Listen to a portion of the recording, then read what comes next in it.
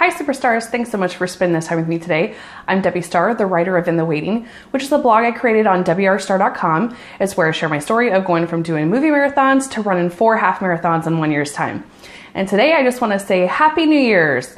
Today is New Year's Eve. We're going to be celebrating New Year's Eve, and tomorrow everybody's going to usually start on their New Year's resolutions. So today I want to chat about making those New Year's resolutions and doing some goal setting. And I got 5 main points that I want to hit on today. So the first one that I want to share with you is that every day can be New Year's Day. You don't have to wait until the 1st of January in order for you to start something new or decide that you want to get healthy. A lot of people make New Year's resolutions, and usually by the 7th or 10th of January, they're done. And a lot of times you'll see that the gyms are all full and people go out and buy weight loss equipment and start new diets. And then usually by February, the gyms are empty, all those people are gone. And I really think that a big portion of that is because they just start it because they feel like they're supposed to, and it's not really what they want to do. And I also feel like they haven't taken the time to really prepare and plan. So that is basically what my second point is that I want to say is to take time to prepare and plan what your goals are. What is it that you truly want to do and achieve? Because, and you got to really be specific and spell this out and write this out. Don't just say, I want to get healthy. Well, what does that mean to you? Does that mean wearing a smaller size clothes? Does that mean being able to go up the stairs without losing your breath? Does that mean being able to walk every night after dinner? Does that mean being able to run? Does that mean gaining muscle? I mean, what is that goal for you? And everybody's is going to be different because we're all at different health areas, and every year that's going to change for you. And even in the seasons. So when you're preparing and planning, what I do with my goal settings is really, I like to look at 30, 60, and 90 days. Because really every season is different. When our kids in the fall hits and the kids are in soccer and things are going on back to school, that's a totally different season than when we switch gears into winter and the holidays are done and, the activities are not going on outside. We're stuck inside. And summertime is a totally different season when the kids are out of school and we're all out. So every 90 days, I say if you are going to make goals, the maximum to really look at is 90 days because each season of life is different. And when you start off with this, if this is something brand new you've never done before, you've never ate healthy before, you've never had an exercise routine, this is something brand new. So every 30 days, really, you should be looking at what you're doing. And is it working? And those goals that you're setting and those things that you're writing down can be as minor as I want to drink more water. Well, what does that mean? You need to spell that out. I want to drink 8 to 10 glasses of water a day. And then you got to set that goal. And then after 30 days, look at it and say, am I doing this? If not, then you need to stick with that goal. Don't add anything more to it. A lot of times people, when they prepare a plan, they make, a list of 20 things that they're wanting to do. And that's great to try to focus on those things and to make those healthy choices and to change. But really, you need to only do 1 or 2 or 3 at the most. Once you have those in a habit, and that is your life, you now are drinking your water, you don't even have to think about it anymore, then it's time to add on something new. But if this is brand new to you and you've never drank water and you're totally giving up soda, that's gonna be a big change, a big, huge step for you. And you got to give yourself time for that to become a habit. You got to give yourself time for that being your new, and before you add anything else onto it. Because what do most people do, right?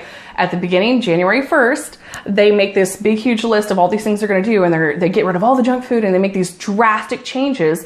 And after a week or so, they can't stick with them, and then they go back to old habits, and they just completely give up.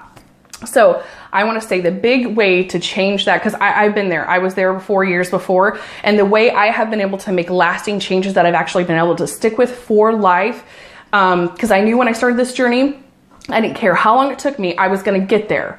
But I knew that I wanted to make changes that I could stick with for the rest of my life. Not a quick, short fix or something that was just, do a 21-day this, and then at the end, life was going to be great and grand, because that's not realistic. If it took you years of bad habits to get to where you're at, then it's going to take you some time to undo those things and to heal your body. You have to give yourself time to heal and to get stronger and to move past that. So So my first step was saying every day can be New Year's. You can start at any time. You don't have to start on just January. And if you have a mess up, you can start over again anytime, you know? And that's what's great about doing that 30, 60, or 90 days is at the end of the month, if what you're doing is not working, you can reevaluate that and say, you know what, this is not working. I haven't been able to stick to it, and look at how you can implement other things that you can actually stick with for life.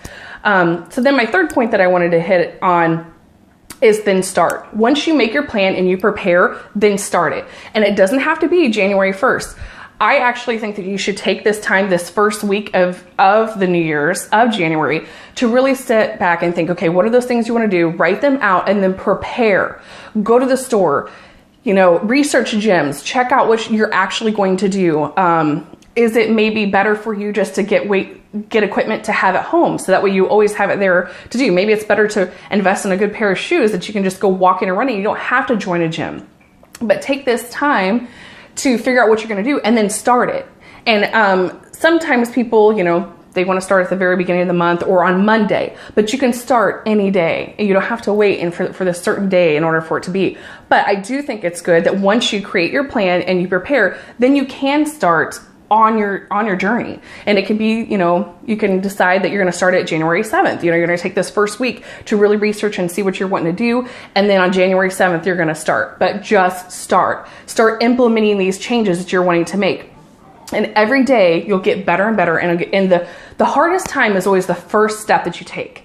I gotta tell you, the first time I went to the movies and I ordered and paid $4 for a bottle of water instead of getting a big giant soda, that was a huge step for me. I know it might seem super minor to most people, but for me, growing up on drinking Mountain Dew all the time, and that was my soda, it was hard for me to even think about going to the movies and not having soda with my popcorn. But the first time that I did it, it was a difficult. But then after that, each step got easier, and now it's my total norm. I don't drink soda hardly at all. And that is a total normal thing. But the first step is always usually the hardest and the most challenging, but I just encourage you to step out and to do that. And so after you get going, keep going. You know, that's my next point, and my number 4 is there's going to be times where it's going to be challenging. You're going to wake up, you're sore. Like the first weekend, you're excited and you've got your willpower going and you're dreaming your big dreams. You got all these things going on and stirring inside you. And then you start up, and then before you know it, it's like, okay, now I'm sore, I'm tired, and a salad doesn't look good anymore. And so you have to start looking and evaluating different things, but you want to keep going. You want to keep making those steps forward. Don't stop, don't quit. And if you have a rough day or a rough hour, you know, forgive yourself, move forward and move past it and keep going. Just don't stop. And that's how you're going to be able to get to the end of 2018 and look back and be like, wow, look at all the progress that I made. Which that is my number 5 point that I want to hit on, is just to remember when you're on your in the waiting journey that this is about progress, not perfection. None of us are perfect, and nobody's going to ever do a diet perfect 24/7, 365 days a year, okay? Everybody, even the greatest athletes who fuel their bodies with awesome, amazing things, they still have brownies every once in a while. They still have their cheat days or treat days or whatever they want to call it.